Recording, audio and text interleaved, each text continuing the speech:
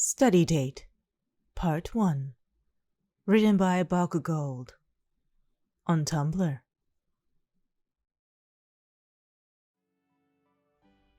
Midoriya! Uraraka chimed, waving her hand in search of Midoriya's attention. The boy snapped his head up that was once dug deep into his journal. Yes? He exclaimed, slamming his journal shut, in which made a sharp slapping sound. You were so into writing, I didn't think I was ever going to get your attention. She smiled, in a chagrined manner. Midoriya chuckled, in a force-like response. He couldn't find any words to say, as his eyes awkwardly shifted to the other students across the room, surrounding your desk, asking you questions. You know, they're never going to notice you if you only stare at them from the distance, Uraraka exclaimed, crossing her arms firmly. What? Midoriya jumped at her statement. The class drew silent and peered their heads towards his direction. His cheeks grew into a reddish cherry shade as he slowly sunk into his desk in embarrassment. Quickly afterwards, everyone proceeded with whatever it was they were doing. Midoriya chucked his head in Uraraka's direction, whispering sharply. What did you mean by that? He questioned, loud enough for only her to hear. She giggled, covering her mouth. It's so obvious. Seriously. You're being weird. I don't even know them that well. Midoriya slouched, turning his head in your direction as he did so. I can help you talk to them if you want, Uraraka happily implied, leaning closer to the embarrassed, flustered boy. You what? He tilted his head in confusion. Help him? As in, to talk to you? There was no way he could agree to such a thing. If he wanted, he could easily muster up his own courage to talk to you himself, but he knew that he would be a stuttering mess, and only leave himself in more embarrassment than he already was in. I could, Uraraka furrowed her eyebrows and tapped her chin lightly with her finger, figuring out a way to help Midoriya strike up a conversation with you. I could accidentally bump into them, knocking out their textbooks out of their arms, and then you can come in and help them pick them up. And then you save the day and ask them how their day is going, ask them if you want to go grab a bite to eat with them. She beamed, continuing explaining the possible series of events that could occur if only Midoriya would agree to do so. Midoriya scratched the nape of his neck. Uraraka? I got it! This weekend I could invite them, you, and a few others to my house and have a study date. And you get to know them more. She excitedly clapped her hands, feeling quite astonished and accomplished with herself for coming up with such a genius plan. Midoriya nervously waved his hand, attempting to shut down her idea. I'm not sure about this, Uraraka. Study date? Was once again interrupted, yet this time by a nosy Kirishima. Hey, mind if I join? I've really got to get my ducks in a row before the final exams. This could really help me, Kirishima pleaded as Uraraka rubbed her elbows, eventually giving in to the redhead's plea. Yeah, sure. She nodded, giving Kirishima a thumbs up. Hey, did someone say study date? Mina turned her attention from you to Kirishima, as Kirishima nodded vigorously. Yeah, Uraraka is having a study date at her place this weekend. Midoriya once again sank into his desk. Oh, there's no way I'm getting out of this one, he mentally complained to himself. Yeah. Uraraka gleamed. You're all welcome, if you'd like. Aoyama, Momo, Mina. She listed on and on. Midoriya's heart stopped at the mention of you. He was so average. And well, you were beyond that. He didn't even want to talk to you because he didn't want to make a fool out of himself. What if he did talk to you? Would you think you were better than him and just ignore him? Did you already like someone else?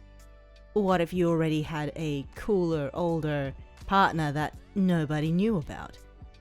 What if you were not even a real person and you were just a robot who secretly was a villain and is eventually going to take over the city? I'd love to go. Your voice completely snapped Midoriya out of his rambling thoughts, peering into your direction. I could use the extra study. These exams aren't going to be easy. You nodded, firmly towards Uraraka, whose face was beaming with joy. Yeah! See you then! Uraraka waved, immediately facing Midoriya afterwards. Now you have to come. They're definitely going to be there, she whispered. Midoriya was completely at a loss for words. Can we talk privately?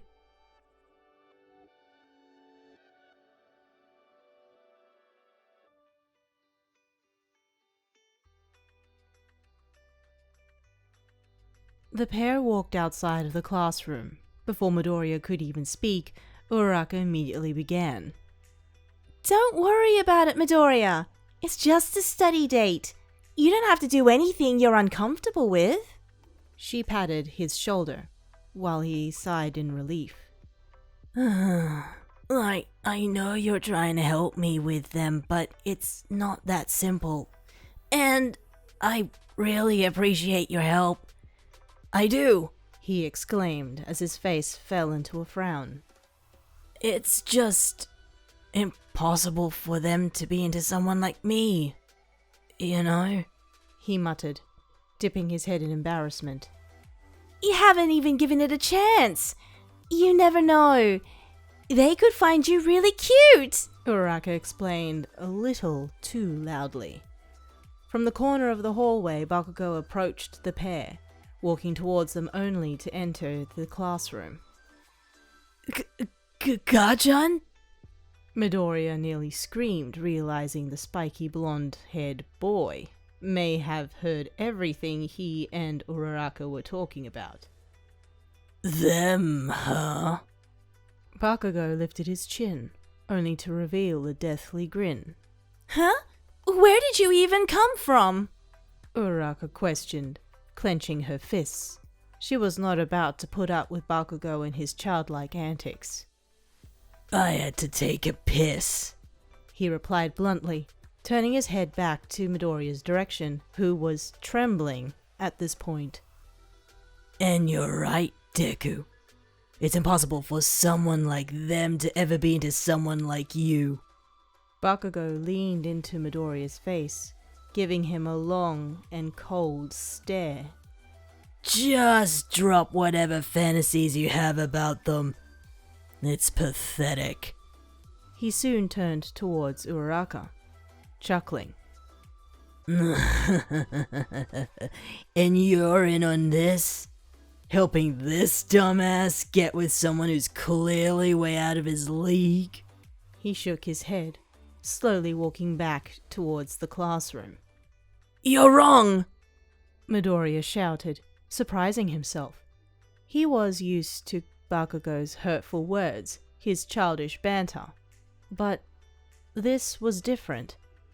Bakugo was talking about someone Midoriya had strong feelings for, even though Midoriya would never admit it, even though they've hardly spoken in the past.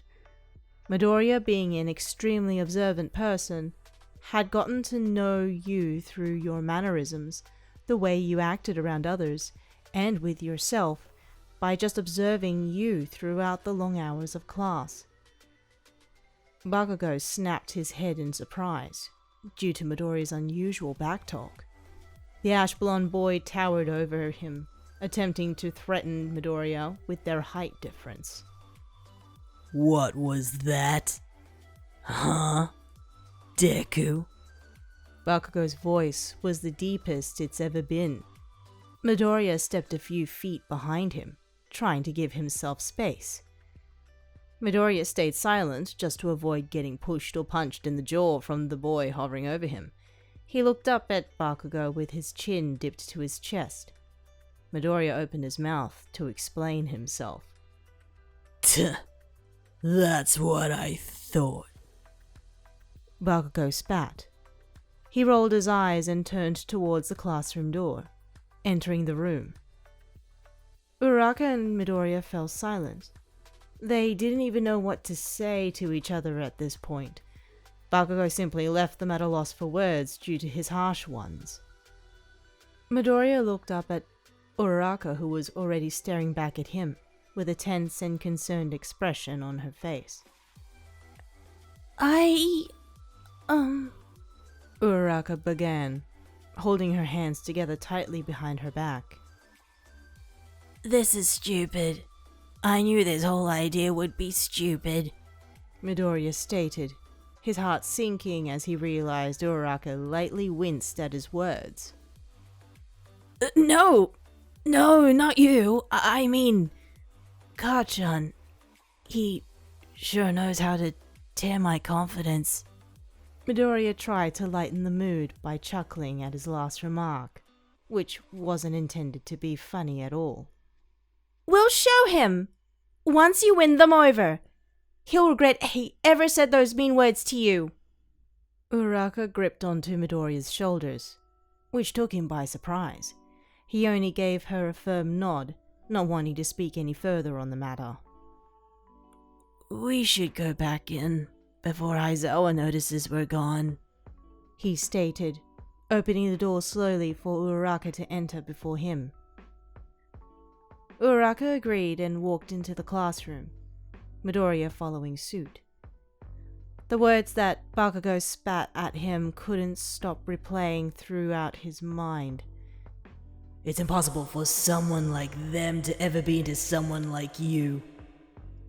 Midoriya was already aware of the fact it was impossible for him to win you over. This was old news to him. However, for Midoriya to listen to someone verbally say it to his face like that broke him. His heart sank deeper for each time he replayed those words throughout his mind. He knew Uraraka was trying her best to be a good friend and encourage him to speak to you, but he couldn't help but feel annoyed with the whole idea of even trying to talk to you. Bakugo was right. You would never be into someone like him. Why even attempt? It would be useless. But because he knew deep down Uraraka went through the trouble of inviting their classmates over to her home for a study date, Midoriya felt obliged to at least attend that. After all, she did say he didn't have to do anything he was uncomfortable with. And after all, they were just studying. That was the only reason you were going to Uraraka's house in the first place. Nothing more, nothing less. A study date.